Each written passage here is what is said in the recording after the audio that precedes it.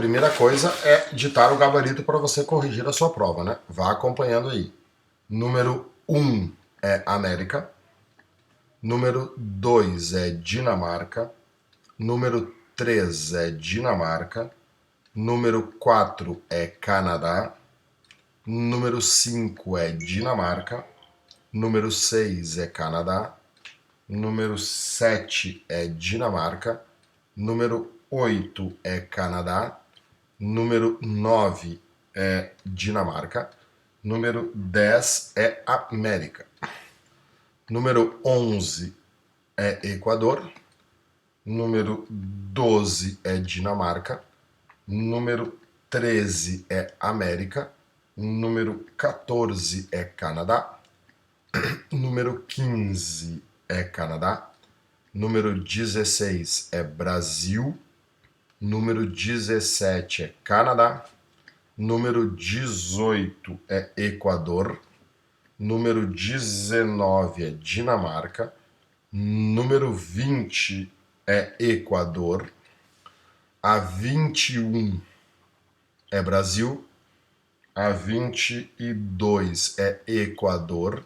E a 23 é Brasil. Corrija a tua prova, vê como tu foi e assiste os vídeos da que tu ficar em dúvida, Valeu, bom estudo. Muito bem, então vamos à resolução do simulado. Bom, essa questão 1 da CAF aí é uma sacanagem total e completa, né? Isso aí não é assunto para ensino médio, mas tudo bem. Nós temos o geno valgo, que é dobrado para dentro, o normal e o geno varo. O problema dessa questão é observar o seguinte, no normal já existe um ângulo de inclinação entre a bacia e o fêmur, tá vendo? O fêmur não sai reto da bacia, ele já é inclinado no normal, né? Claro, só que tem os músculos, a gente não nota que o osso é inclinado. Então, qual é que é a pergunta dele? Tomando como referência os pontos A, B e C colocados na junção do fêmur com a tíbia. Então ele quer aqui no joelho, né? A alternativa correta que representa o ponto de maior sobrecarga. Então, aonde que tu vai ter mais sobrecarga? Do geno valgo, que é o primeiro, que é o joelho para dentro, e do geno varo, que é o joelho para fora. Bom, eu até peguei uma figura aqui para vocês, tá? Para vocês darem uma olhada aqui, ó, para ajudar. Né? Cadê? Aqui, ó. Ali, ó. O que acontece, ó? Só que aqui tá ao contrário, né? Primeiro é o valgo ali, tá vendo? Olha ali, ó. No geno valgo, que é dobrado para dentro, tá vendo, ó? Como o normal já é dobrado, tu dobra tanto, olha onde é que tu tem o ponto de sobrecarga aqui, ó. Tu tem o ponto de sobrecarga na parte de fora aqui do joelho, tá vendo? No meio aqui fica desencostado, né, na parte interna. Então na parte externa aqui é que tu vai ter sobrecarga. É uma questão fácil, desde que a pessoa tivesse estudado fisioterapia, sei lá, ossos, os caras tão loucos. Então, do geno valgo é o A, tá vendo? E do geno varo é o C, porque no geno varo, como tu abre para fora, o ponto de maior sobrecarga fica para dentro. Aqui vai ser a parte onde vai ter o desgaste do osso por causa do excesso de contato. Então, letra A, ponto A e ponto C. A CAF é assim, tá, pessoal? É complicado.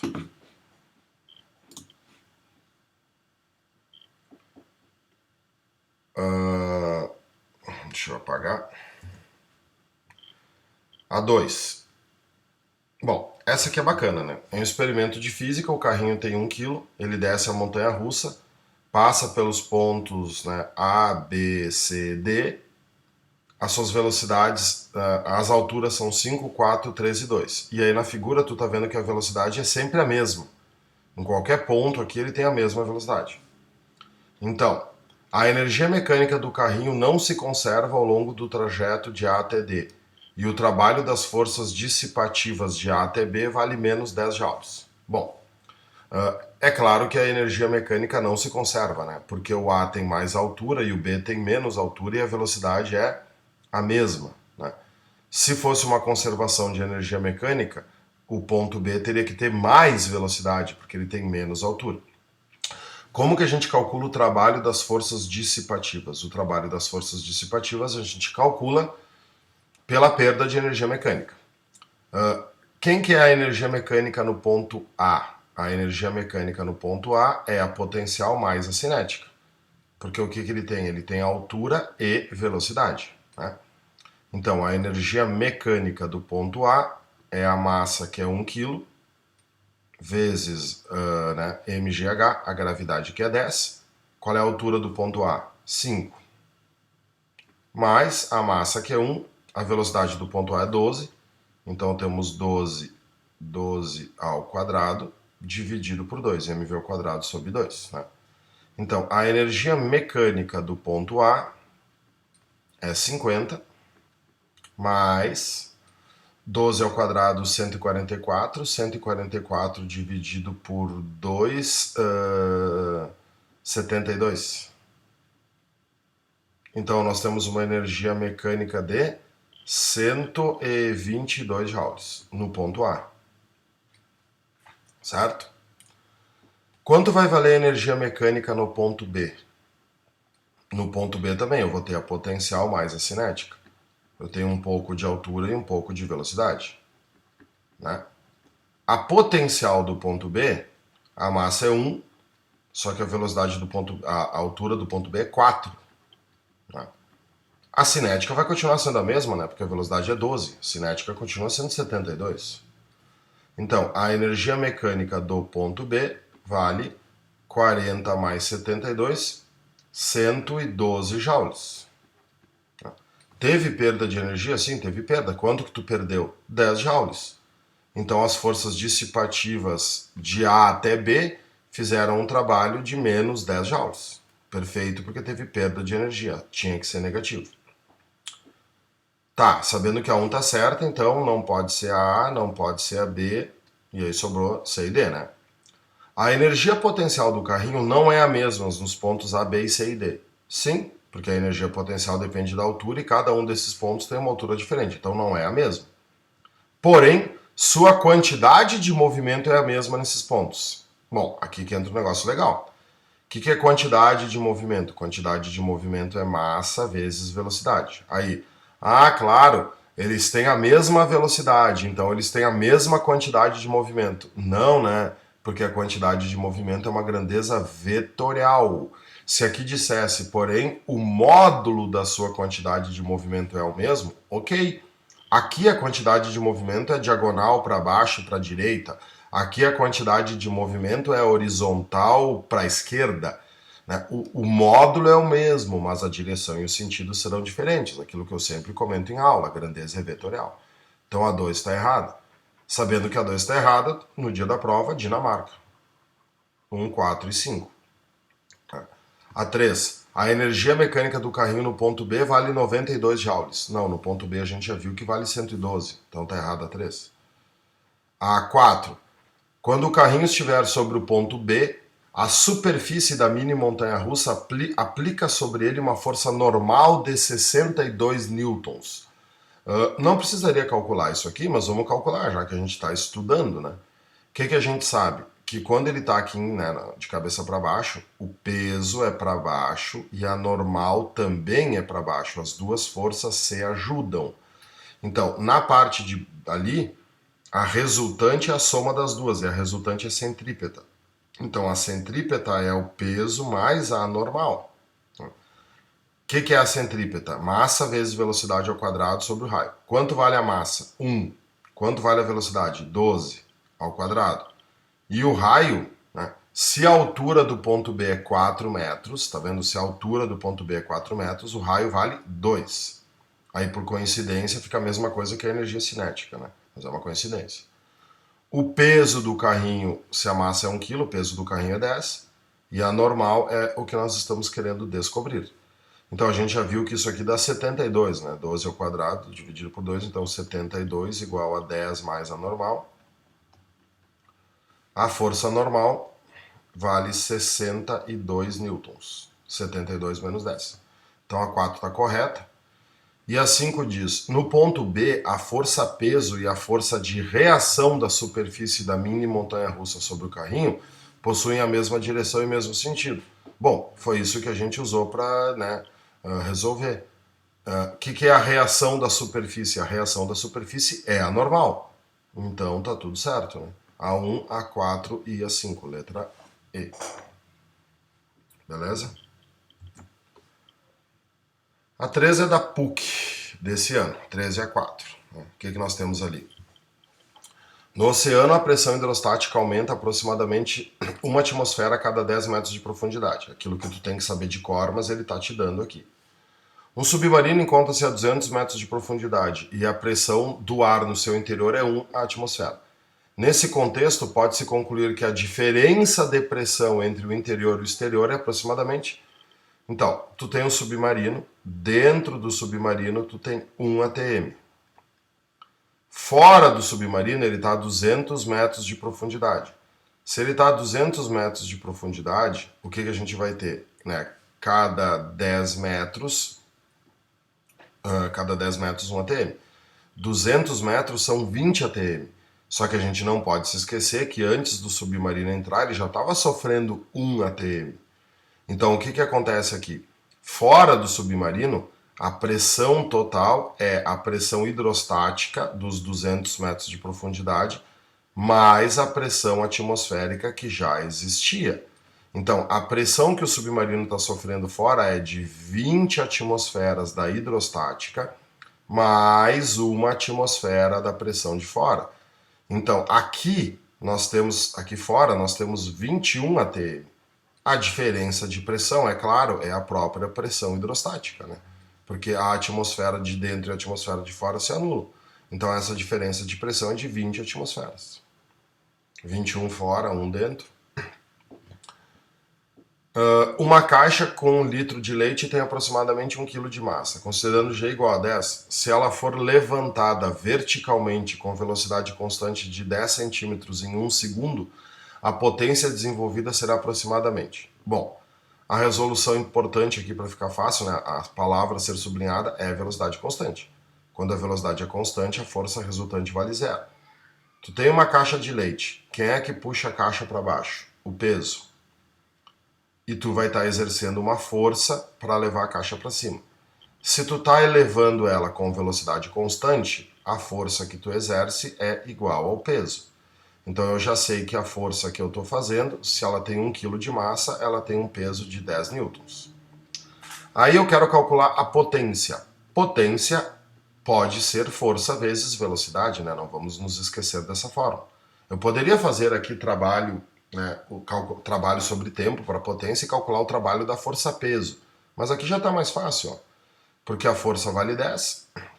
E quanto vale a velocidade? Bom, tu fez 10 centímetros em 1 segundo. Tá vendo? Tá em watts, então tem que estar tudo nesse I. O que são 10 centímetros? São 0,1 metros, tudo isso dividido pelo tempo de 1 segundo. Então nós temos 10 vezes 0,1 dá 1, 1 dividido por 1, 1. A potência dessa caixa é de 1 watt. E aí cuida nas respostas aqui, né? 1 vezes 10 na 2, 1 vezes 10, 1 vezes 10 na 0, né? 1 watt tem que ser 1 vezes 10 na 0. Então é Canadá. Ok?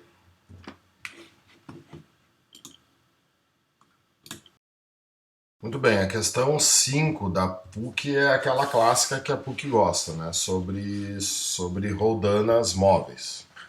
Então, considerando que em ambas as montagens a força aplicada na extremidade livre do cabo é F, o módulo da força T que traciona o bloco. O que nós temos na primeira montagem? Uma roldana móvel ou uma roldana fixa? Uma roldana fixa, né, pessoal? Essa roldana está presa na árvore, tá vendo? Essa roldana aqui, ela apenas rota, ela não transla, ela não tem movimento na horizontal. Então, se você fazer uma força F aqui, qual é a força que vai sair aqui no cabo, no toco de lenha? F. Então, primeiro é F. O que acontece aqui? Essa roldana transla, né? Quer dizer, ao mesmo tempo que você puxa aqui, né, essa roldana vai translar e vai puxar para frente. Então, se você está fazendo F aqui, aqui você também vai ter o F. Consequentemente, esse toco aqui está sendo puxado por uma força de 2F. Essa é uma maneira de multiplicar a força que você está fazendo usando uma roldana móvel. Então, F em qualquer das montagens, não. F sobre 2 na montagem 1, não. 2F na montagem 1, não. 2F na montagem 2, sim. Então, resposta Dinamarca. Tinha uma igual a essa no livro, né? Tu vê que eles repetiram a questão.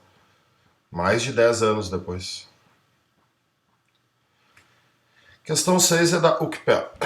Uma esfera maciça de ferro se encontra submersa a uma profundidade de 2 metros em uma piscina. É liberada a partir do repouso. Desconsidere os efeitos das forças que resultam na viscosidade da água. Qual a aceleração resultante na esfera? Ela afundou ou sobe a superfície? Qual a consideração correta para a energia potencial gravitacional da esfera quando ela se encontra a uma profundidade de 2 metros? Então, tu tem uma esfera maciça e homogênea de ferro. Como ela é maciça, a densidade dela é igual ao do ferro. Quer dizer, a densidade do ferro é 8, a densidade da água é 1. O que nós teremos aqui para facilitar? Uma relação entre o empuxo e o peso, né? O peso vai ser 8 vezes maior que o empuxo, porque o peso depende da densidade do corpo e o empuxo da densidade do líquido. Então tá, primeira coisa, vamos ver a aceleração da esfera, né? A esfera emerge. Não, a esfera vai afundar. Né? Aceleração 10 e a esfera afunda. Tá, ela afunda, mas a aceleração não pode ser 10, né? 10 só se fosse queda livre, tem um empuxo. Aceleração 8,75 ela afunda, pode ser. 8,75 ela afunda. 6,75 e a esfera movimenta-se em direção à superfície. Não. Tu vê, barbadinho, eu fiquei entre a C e a D. Depois ele pede aqui, ela afunda ou sobe, qual a consideração correta para a energia potencial? Vamos ver se a gente elimina sem precisar calcular essa aceleração ruim aqui. Ó. A energia potencial depende da massa, da aceleração gravitacional e de sua posição vertical inicial e final. A D diz, a energia potencial depende apenas da intensidade do campo gravitacional e de sua posição vertical inicial e final. Né? E aí, qual é que é a questão certa? O que é a energia potencial? A energia potencial é massa vezes gravidade vezes altura. Ela é potencial porque depende da posição relativa dentro do sistema. Então a energia potencial depende da massa, da aceleração gravitacional e de sua posição vertical inicial e final. Resposta Canadá. Se você quisesse calcular esses 8,75, aí seria bem trabalhoso, mas não precisa, tá?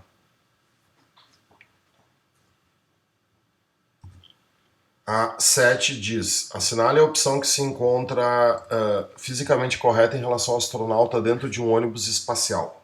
Bom, o astronauta dentro de um ônibus espacial, ele está numa coisa chamada imponderabilidade. Ele está flutuando lá dentro. Imponderabilidade.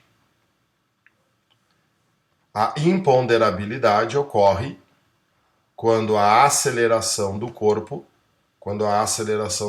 é igual à aceleração do satélite. Então a aceleração do astronauta é igual à aceleração do ônibus, que é um satélite. Né? Os dois têm a mesma aceleração, então o satélite fica flutuando dentro do ônibus. Letra A. A massa do astronauta diminui. Nossa, coisa horrível, né? Massa é invariável. Devido à grande distância da órbita do ônibus, o campo gravitacional terrestre não exerce. Gente, sempre vai ter essa alternativa, né? Se o ônibus está em órbita, o campo gravitacional exerce, né? Força, senão não estaria em órbita. O ônibus espacial é uma altitude no qual os campos se superpõem e se anulam. Não, eles adoram dizer que quando está em órbita é nulo. Não é nulo. O astronauta ainda sente os efeitos da força causada pelo campo gravitacional terrestre. Sim, sente. Embora com um valor um pouco menor do que sentiria na superfície. Claro, porque está mais longe. Como a força gravitacional é menor, o seu peso também é menor. Sim, isso tudo é verdade. Mas isso aqui, é que na verdade não tem pergunta, né? Vamos ver aí. O ônibus espacial se encontra em movimento circular uniforme ao redor da Terra, enquanto o astronauta e seu interior está em movimento retilíneo uniforme. Não, o astronauta também está em MCU. A superposição desses dois movimentos é a razão pela qual o astronauta se mostra aparentemente sem peso. A massa, entretanto, permanece constante. Nada a ver, tá? Ele te enrolou, né? A resposta é D. A D é a melhor de todas. Apesar que não tem pergunta, né? 8. Um corpo de massa M desliza sobre um plano horizontal com velocidade constante. Sabendo que existe uma força de atrito cujo coeficiente é 0,5 entre o corpo e o plano, após ter percorrido uma distância de 20 metros, o trabalho da força de atrito foi de menos 2.000 joules. Considerando G igual a 10, podemos afirmar que a massa M em quilogramas do corpo é D. Bom, então vamos subir aqui um pouquinho. Vamos usar a própria reta aqui, né, do meu rodapé como plano horizontal. Então, tu tem um corpo M que está num plano horizontal com velocidade constante. Quando a velocidade é constante, você nota quantas vezes aparece isso em provas, né? Eles adoram velocidade constante. Quando a velocidade é constante, a força resultante vale zero. Então, esse corpo está deslizando, tem uma força puxando ele para frente. Sim, mas daí tem o atrito puxando ele para trás, a força e o atrito, no caso aqui o cinético, eles são iguais, né? Esse atrito fez um trabalho de menos 2.000 joules, né? Quer dizer, o atrito está agindo contra o movimento, por isso que o trabalho é negativo, e ele te deu o Mi. Né? Então, o trabalho da força de atrito vai ser a força de atrito vezes a distância percorrida. Cuida que no atrito ele é dissipativo, então não é deslocamento, é distância. Então, quanto vale o trabalho do atrito? Menos 2.000. A força de atrito eu quero saber. E o deslocamento é 20. Né? Corta e corta. A força de atrito vai valer menos 100 newtons. 200 dividido por 2. Claro que esse negativo é só porque ele é contra o movimento. Só que o cara quer saber a massa. Força de atrito é o coeficiente μ vezes A normal. A força de atrito vale 100. Não interessa o sinal. O μ ele deu, vale 0,5. Como o plano é horizontal, quem que é a normal? A normal é o peso. Então, massa vezes gravidade, né? Eu quero saber a massa e a gravidade vale 10. Então, eu terei que 100 é igual a 5 vezes a massa. Então, a massa do corpo é 100 dividido por 5, que é de 20 kg. Então, temos uma massa de 20 kg, Canadá.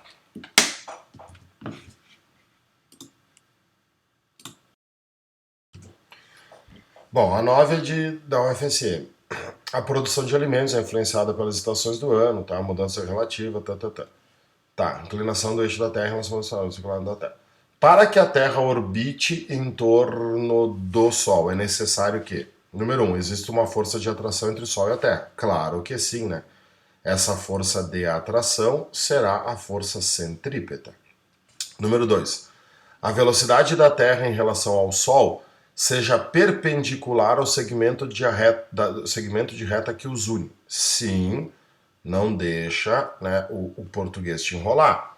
Nós temos temos o Sol, temos a Terra girando ao redor do Sol. Tá? Em qualquer ponto que você pegar a Terra, MCU, pessoal, MCU. O que a gente tem? A velocidade da Terra é sempre tangente, então aqui nós temos a velocidade, aqui nós temos a velocidade. Aí olha o que Santa Maria está falando. A velocidade da Terra em relação ao Sol seja perpendicular ao segmento de reta que os une. O que é o segmento de reta que os une? Na realidade é o raio, né? Então aqui nós temos o segmento de reta unindo a Terra e o Sol, a velocidade forma 90 graus com esse segmento. Une a Terra e o Sol, a velocidade forma 90 graus com esse segmento. Então a 2 está correta. A 3 diz, a Terra gira em torno do seu próprio eixo. O fato da Terra girar em torno do próprio eixo não tem nada a ver com a órbita da Terra. Então é apenas 1 e 2, Dinamarca. A questão 10 é uma questão de momento.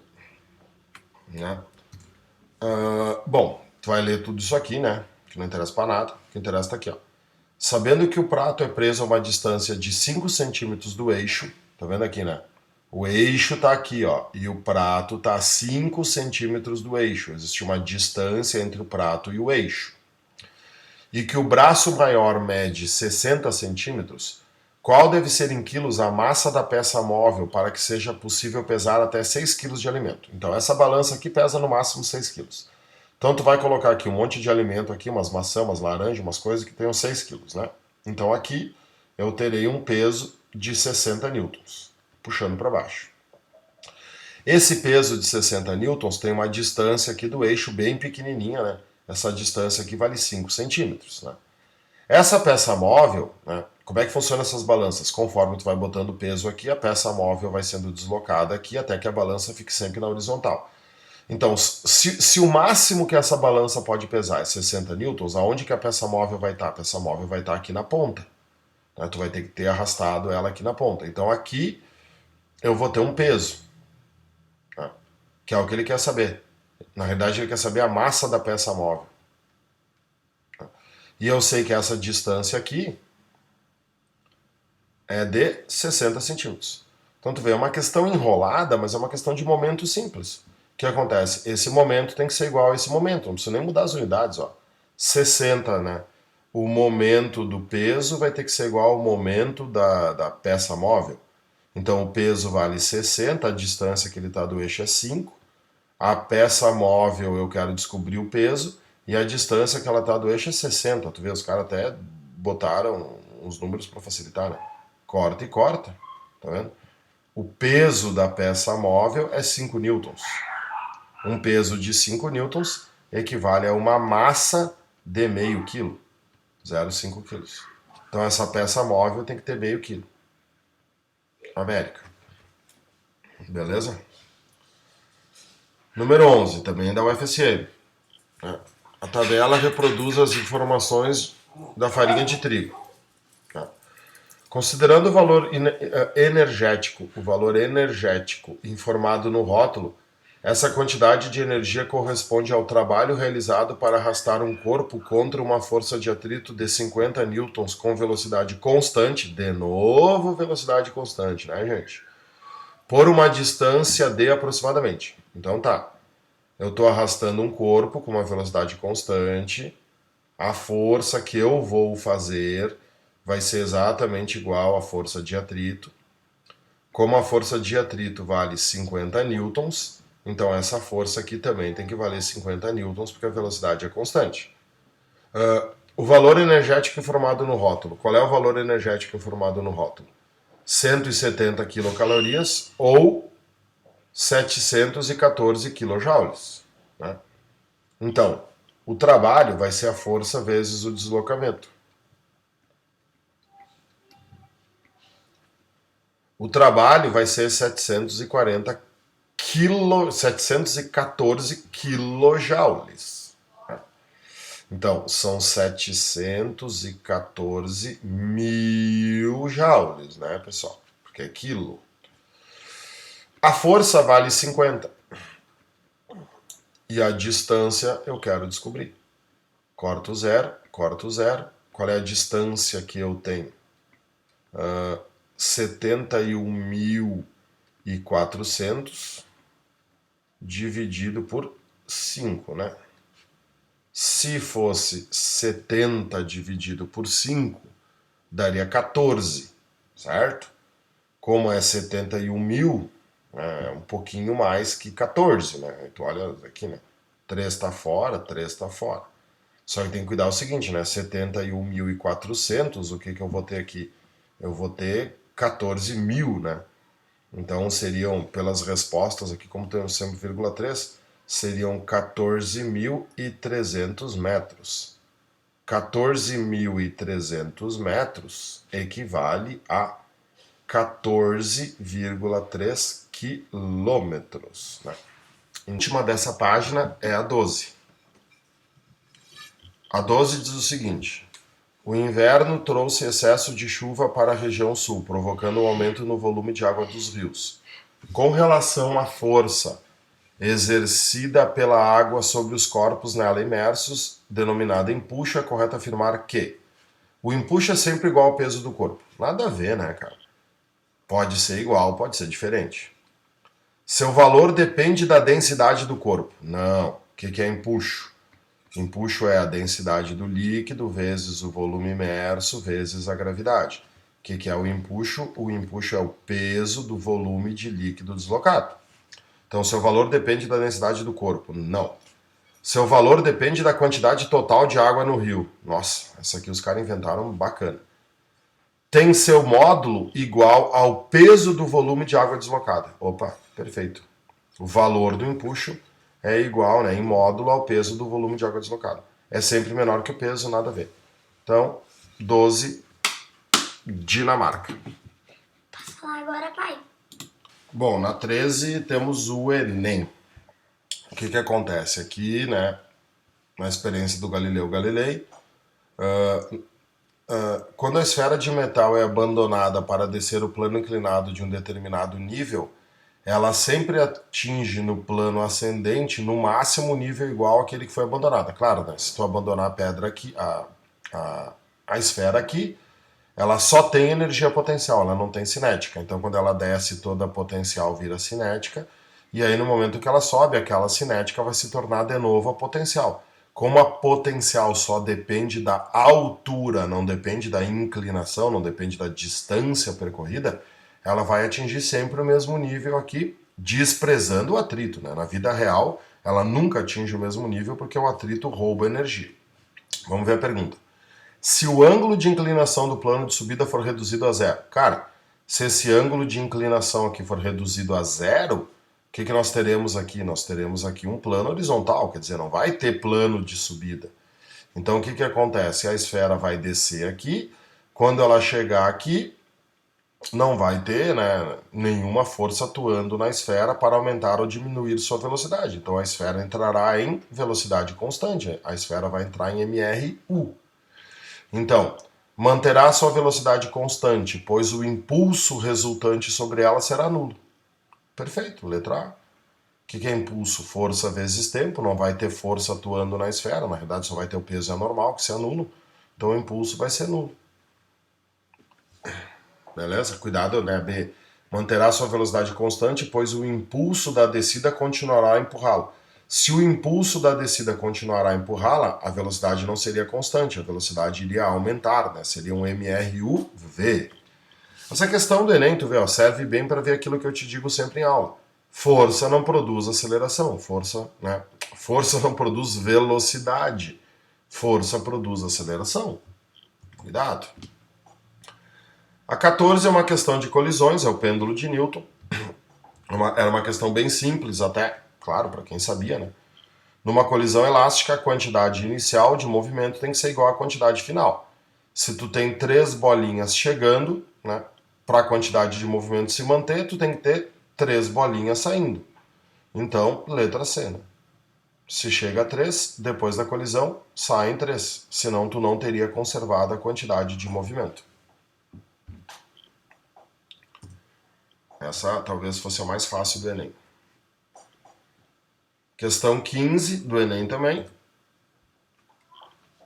Tá. O que nós temos aqui? O gráfico que relaciona a vazão da ducha com a pressão. Tá? Nessa casa tu tem 4 pessoas, cada uma delas toma um banho por dia com duração média de 8 minutos. Legal. Permanecendo o registro aberto na vazão máxima durante esse tempo. A ducha é instalada a um ponto 6 metros abaixo do nível da lâmina de água. Então, 6 metros abaixo, né? Medida em metros de coluna de água. 6 metros abaixo da água, então nós temos, né, metros de coluna de água, 6 metros. Nos 6 metros aqui nós temos a vazão de 12 litros por minuto. Olha as unidades do gráfico.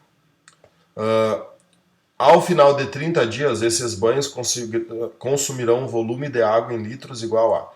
Cara, essa questão aqui não é nem física, né, cara? Essa questão aqui podia muito bem estar na prova de matemática e suas tecnologias. É interpretação gráfica. Né? Então, são 4 pessoas. 4 pessoas. Cada uma delas toma um banho por dia. Então, eu quero saber um volume de água. Qual é o volume de água? Bom, eu tenho 4 pessoas, né? Um banho por dia. Então, 30 dias, um banho por dia, nós temos, né, 4 vezes 30. São 120 banhos no mês. vezes a duração média de cada banho é 8 minutos. E aqui nós temos 12 litros, né, a vazão é 12 litros por minuto. Então, 12 litros em 1 minuto, só que os banhos duram 8 minutos. Pronto, é tudo uma multiplicação, né? Então, o que que eu vou ter aqui? Eu posso usar, né? Tu não pode. O que que eu tenho aqui? 4 vezes 30 vezes 12 vezes 8. Eu tenho 11.520 litros de água. 11.520 litros de água consumidas nesse período de 30 dias. Canadá. Beleza. Muito bem, a questão 16 da URGS, ele começou a URGS, né? Começa, diz que uma aceleração onde a aceleração da gravidade tem módulo constante, uma região onde a gravidade é constante. Um projétil é disparado a partir do solo em uma direção que faz um ângulo alfa com a direção horizontal, sendo representado na figura ao lado. O que é isso? Lançamento oblíquo, né? Esse projétil vai subir, subir, subir, atingir uma altura máxima e cair no chão. Assinale a opção Q, desconsiderando a resistência do ar, claro, como sempre, né? Que melhor representam o comportamento da componente horizontal e da componente vertical. A componente horizontal é a Vx. A gente sabe que no eixo x o gráfico faz MRU, isto é, a velocidade é constante em relação ao eixo x. Então, se a velocidade é constante, só pode ser a2. Quer dizer, podia ser a 4 também, né? Mas aí a velocidade seria negativa, não teria porquê. Então, é a 2. Ou é B ou é C.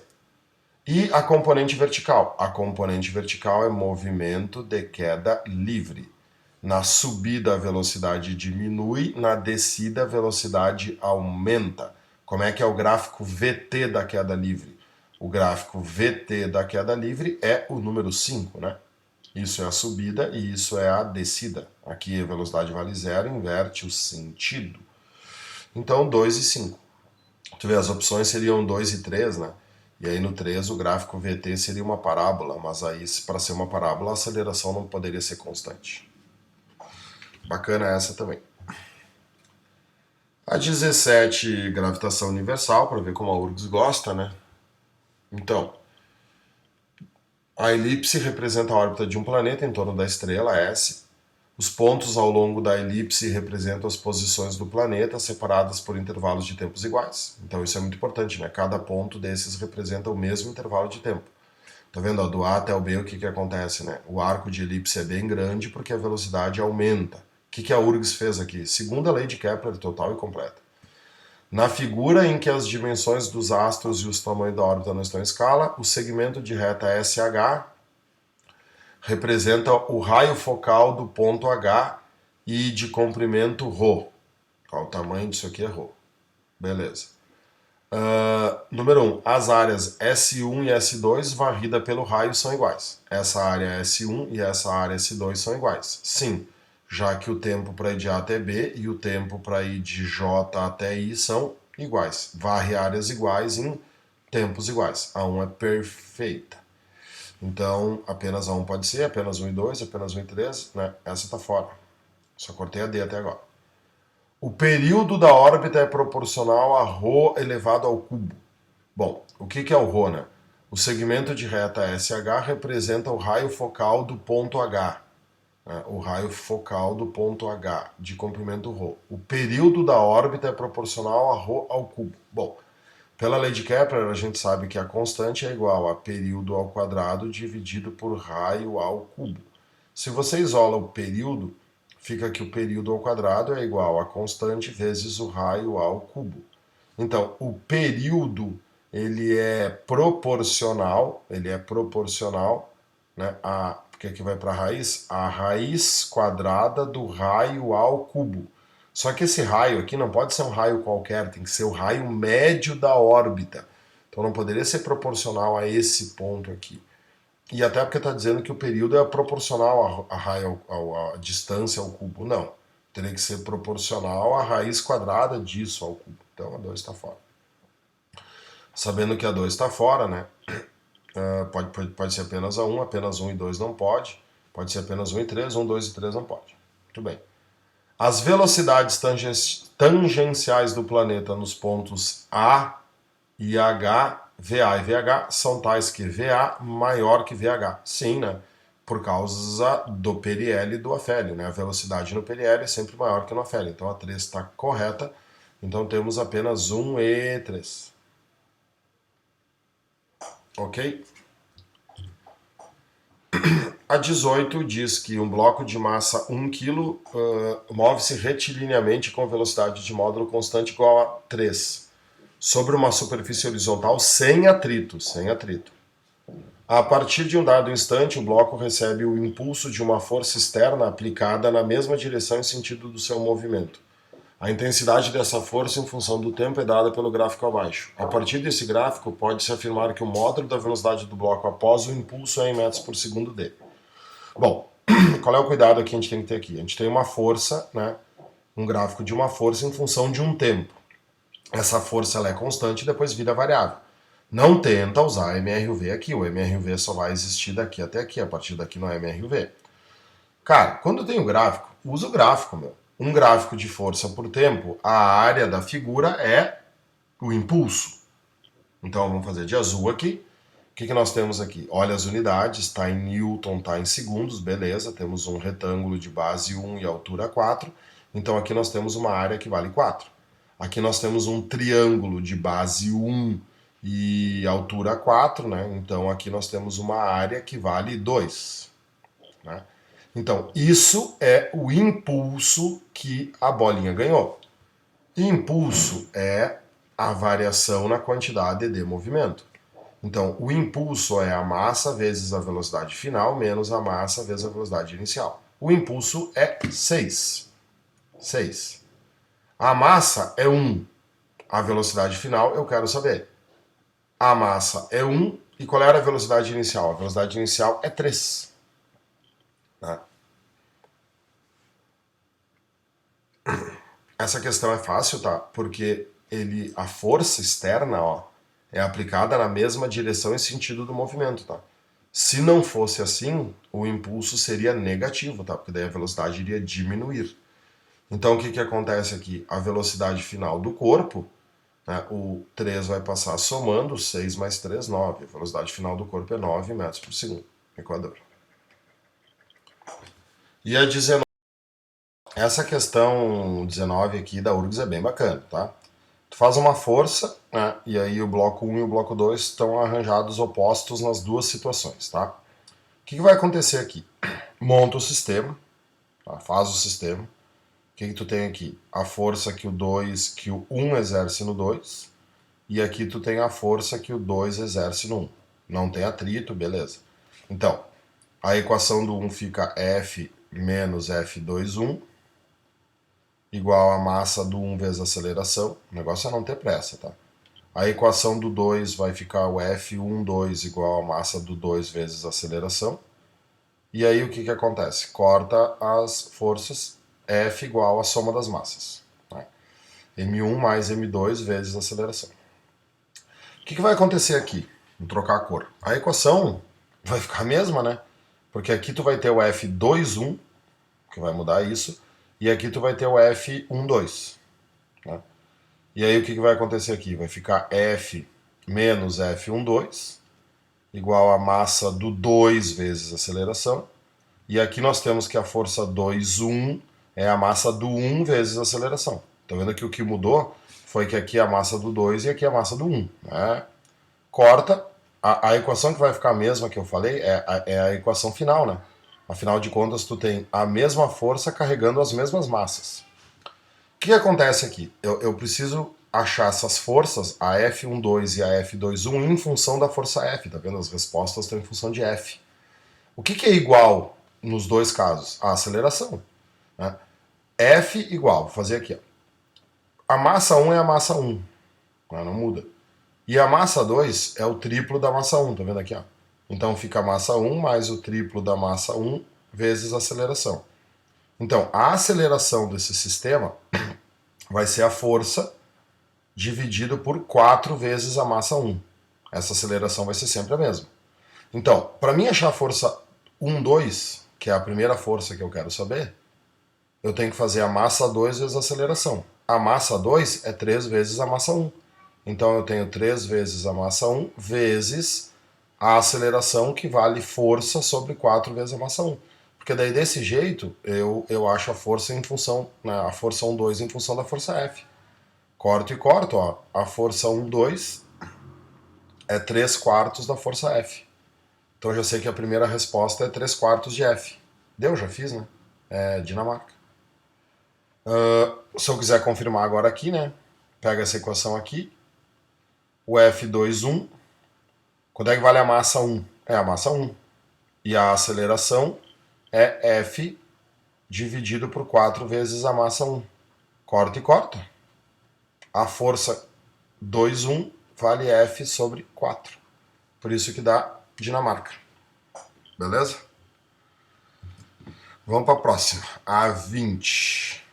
Bom, o que nós temos aqui, né?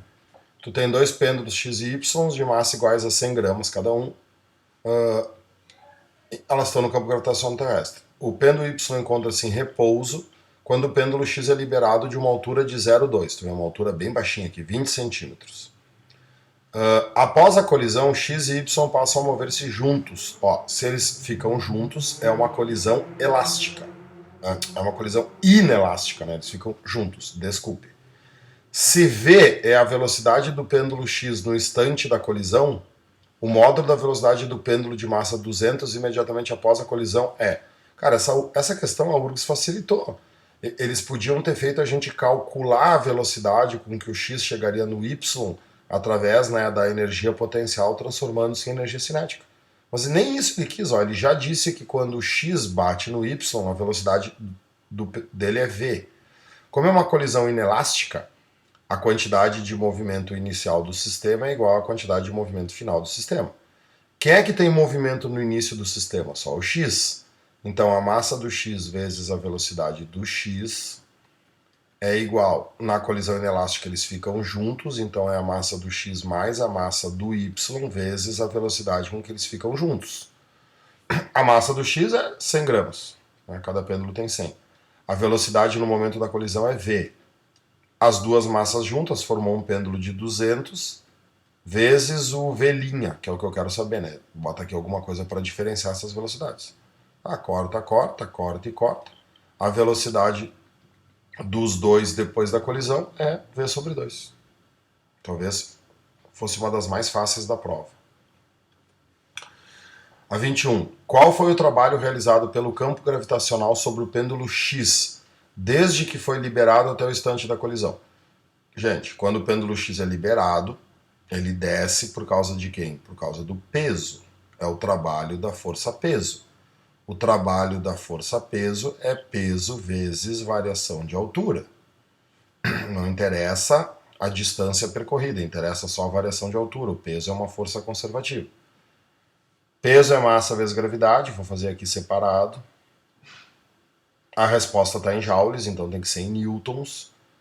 A massa do y é 100 gramas, então 100 gramas são 0,1 quilogramas e a gravidade vale 10. Então tu tem um peso de 1 newton. Então o peso é 1 newton e a variação de altura é 0,2. Então o trabalho que o peso realizou é um trabalho de 0,2 joules. Brasil.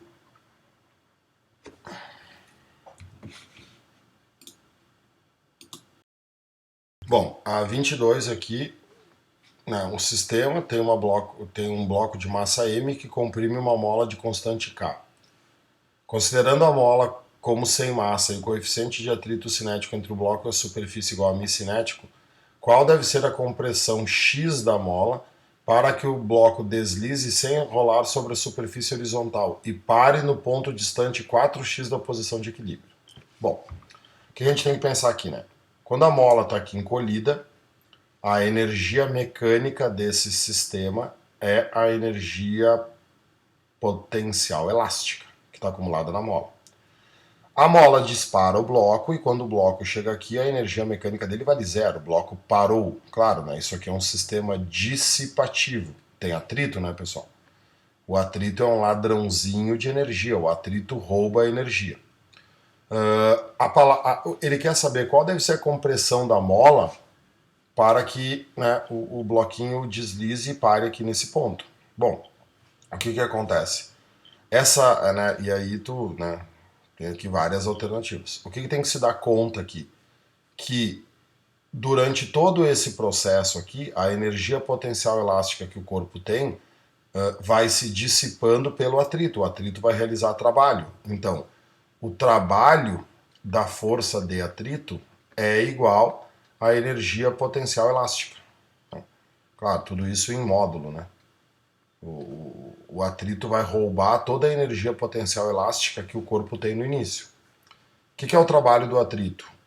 É a força de atrito vezes a distância percorrida. O que é a energia potencial elástica? É K vezes x ao quadrado sobre 2. Né? Quem que vai ser a força de atrito? O coeficiente μ vezes a massa vezes a gravidade. Né? μ vezes a normal, como o plano é horizontal, a normal é o peso. Quem que é a distância percorrida? Bom, se ele vai sair daqui e ele vai até ali, né? Se ele vai andar do menos x até o 4x, a distância percorrida é 5x. Né? O K da mola ficou nas respostas. Qual é a compressão da mola? Se foi do 0 até o menos x, a compressão da mola é x. Né? Na realidade, é o que ele quer saber, né?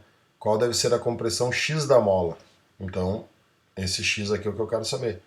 Então, x ao quadrado sobre 2. Né? 2. Aí o que acontece? O 2 vai passar para lá. Eu vou ter 10 vezes o μ vezes a massa vezes a gravidade x, né? X ficou igual a kx ao quadrado. Eu posso cancelar esse quadrado com esse x. E aí, se eu isolo o x vai ser tudo aquilo ali. 10 vezes o μ vezes a massa vezes a gravidade dividido pela constante da mola K.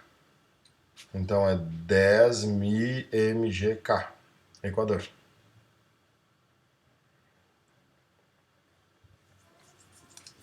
E a 23 diz, assinale a alternativa, só vou limpar aqui, tá? Despoluir um pouquinho e botar no meio, tá? Assinale a alternativa que preenche corretamente o enunciado abaixo na ordem que aparece. Dois objetos R e S cujos volumes são iguais, o volume de R é igual ao volume de S. São feitos de um mesmo material. R tem forma cúbica e S forma esférica. Ok. Se R é maciço e S é oco, seus respectivos pesos PR e PS são tais que... Então o que acontece? Eles têm o mesmo volume. O R é cúbico e o S é esférico. Só que o R é maciço, né? Então, o R é maciço, o maciço vai ter mais massa ocupando o mesmo volume. Né? Então o que acontece? Eles são feitos do mesmo material, só que um é maciço e o outro é oco. Consequentemente, o peso de R é maior que o peso de S, porque ele é maciço.